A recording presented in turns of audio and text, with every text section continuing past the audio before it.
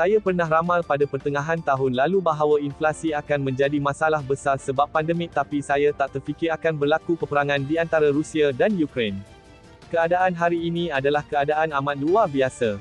Masa 100 tahun sudah berlaku sejak pandemik global dahulu berlaku pada tahun 1920-an. Perang di Ukraine merupakan krisis terbesar benua Eropah dan negara-negara barat sejak 80 tahun dahulu, iaitu ketika Perang Dunia Kedua. Jika nak kawal kesan-kesan kedua krisis ini secara sepenuhnya, amat susah, tapi ini adalah cabaran global yang kerajaan perlu redakan dengan dasar-dasar yang baik serta adil.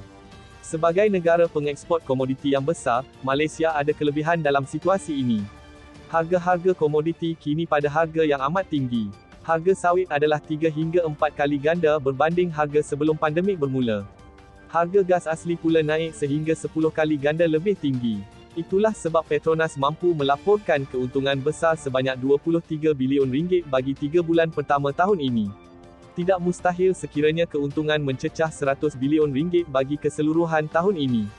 Keuntungan syarikat peladangan besar juga berganda 3 hingga 4 kali ganda berbanding sebelum pandemik.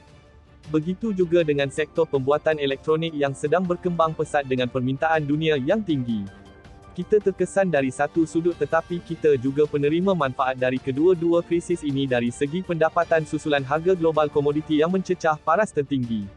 Sebab itu, ia adalah adil dan patut bahawa kerajaan mengenakan cukai yang lebih ke atas sektor-sektor ini di samping memastikan sektor-sektor ini diberi perhatian khusus supaya mereka dapat memanfaatkan sepenuhnya keadaan harga yang tinggi ini. Erti kata lain, kita memudahkan sektor-sektor ini meningkatkan pengeluaran, tetapi kerajaan ambil sebahagian, durian runtuh, untuk membantu sektor-sektor lain yang terjejas serta untuk meredakan cabaran inflasi ketika ini. Dana yang lebih boleh digunakan untuk memberi lebih bantuan tunai kepada rakyat paling terjejas dengan kenaikan harga.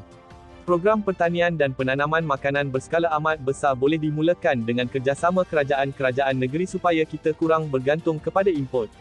Peruntukan bagi subsidi bahan makanan dan bahan binaan boleh dipertingkatkan agar pengeluar, pengimport serta sektor pembinaan tidak mengalami kerugian atau terpaksa henti beroperasi susulan harga yang tidak dapat dikawal. Skim pinjaman mudah dengan jaminan kerajaan berskala lebih besar boleh disediakan bagi perniagaan-perniagaan yang sedang mengalami masalah. Namun kesemua ini patut dipercepatkan dari segi pelaksanaan dan dikurangkan birokrasi sekiranya cadangan-cadangan ini diterima.